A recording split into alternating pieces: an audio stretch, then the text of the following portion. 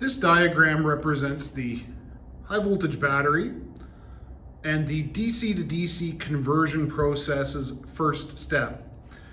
What we're going to do in the very first step of DC to DC conversion is we are going to take high voltage from the high voltage battery and turn it into high voltage AC current inside of the coil in the DC to DC converter. In order to take DC current and turn it into AC current, we need these guys right here. Those are insulated gate bipolar transistors, or we can just call them transistors for short. What we are going to do is create different electrical pathways through the coil over here.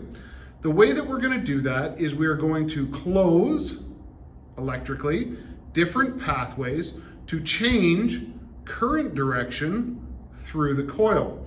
We're going to alternate them back and forth in order to make an AC sine wave inside of that coil right there.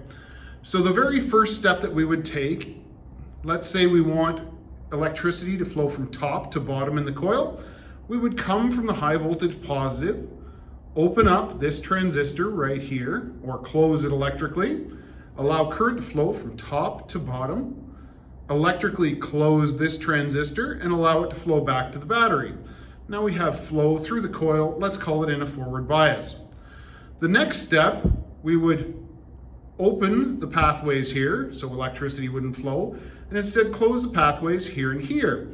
So if we trace it through, it comes through from this transistor, and now instead of flowing from top to bottom, the electricity will flow from bottom to top. We would electrically close this transistor, and of course the electrical flow would go back to the battery. What that does is over here, inside of that coil, it creates a magnetic wave that grows and shrinks and grows and shrinks and grows and shrinks. But not only does it grow and shrink, it also reverses direction. So it grows and it shrinks, and then it changes direction. It grows and it shrinks, and it reverses direction, and it grows and it shrinks, and it goes on and on like that. So what we end up getting is we get a magnetic field that moves, and with a magnetic field that moves, we are able to induce current into another coil of wire. And that's what this very first step is taking our high voltage DC, turning it into high voltage AC so the coil can make a moving magnetic field. We are now on to step 2 of the 3-step DC to DC conversion process.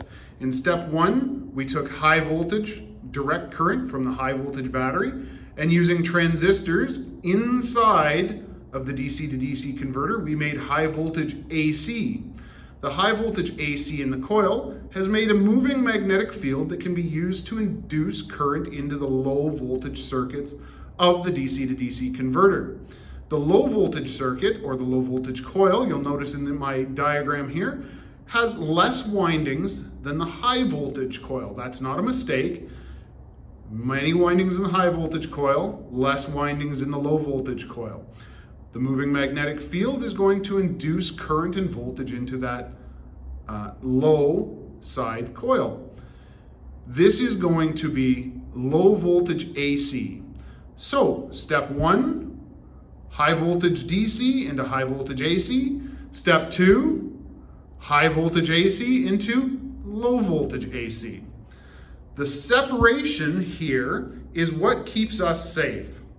This is called galvanic isolation, and it's part of the system design. You don't want to press the stereo button in your car and get a high voltage shock, so we've isolated the two sides. Also, magnetic induction is a great way of stepping down from, say, 400 volts, as an example over here, down to 14 volts on this side. So step 1, high voltage DC to high voltage AC, high voltage AC to low voltage AC. So we've done it. We're at step 3 of our DC to DC conversion process. We've gone from high voltage DC to high voltage AC.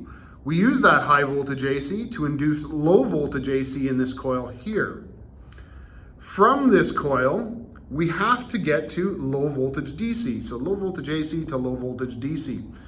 The way that we're going to do that is we're going to use these diodes here and here. Those diodes are going to allow current to flow in only one direction. Current is going to flow, conventionally speaking, from positive to negative through the direction that the arrow points on the diode.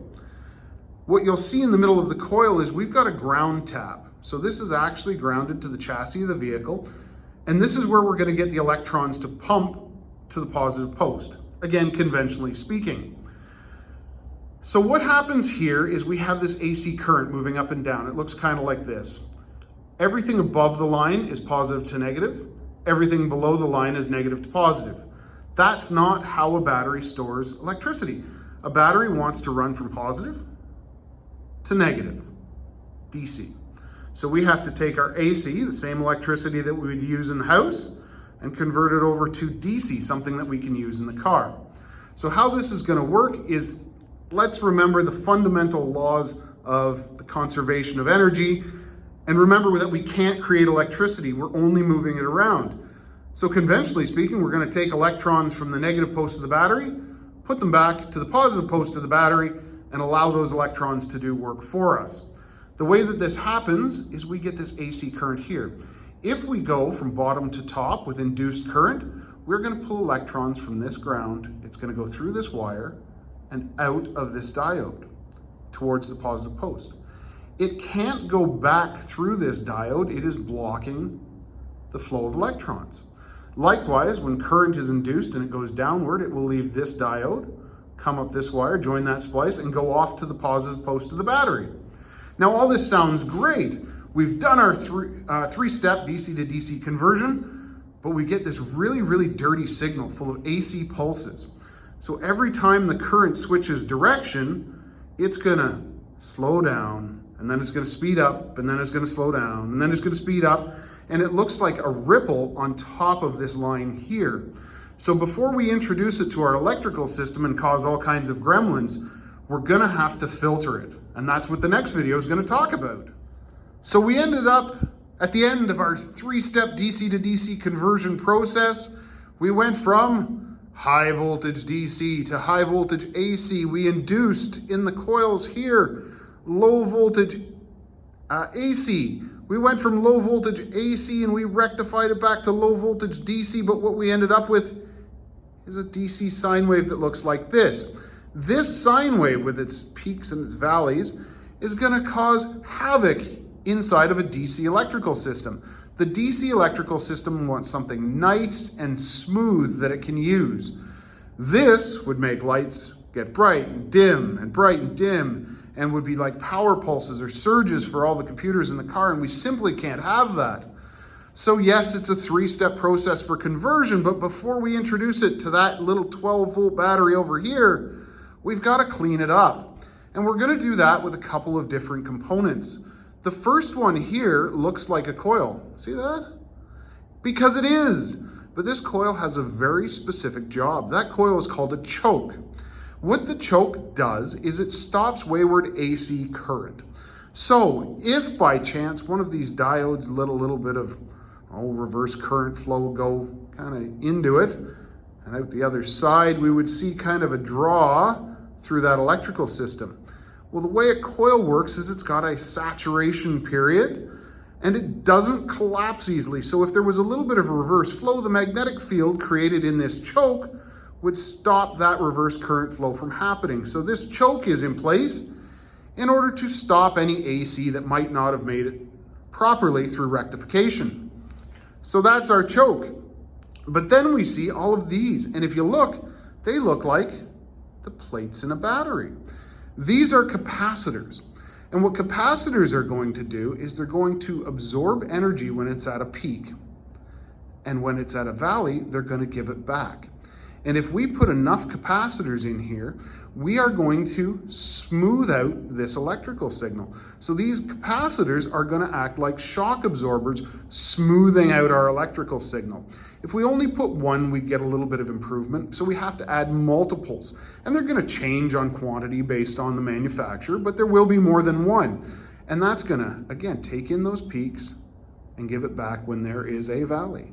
And that will give us a nice smooth DC signal that comes out of the DC to DC converter in order to charge our 12-volt battery and run all of our 12-volt accessories. Or of course, if it's a car with a higher than normal voltage system, it'll charge our 16, 42, or 48-volt battery and allow all of those electrical systems to run properly. So this is DC to DC conversion with filtration. This is exactly how these DC to DC converters work. Yes, we're only showing one circuit. Hey, maybe we add another set of transistors and another transformer and we can increase the amount of output. But, simply put, high voltage DC, high voltage AC. High voltage AC to low voltage AC.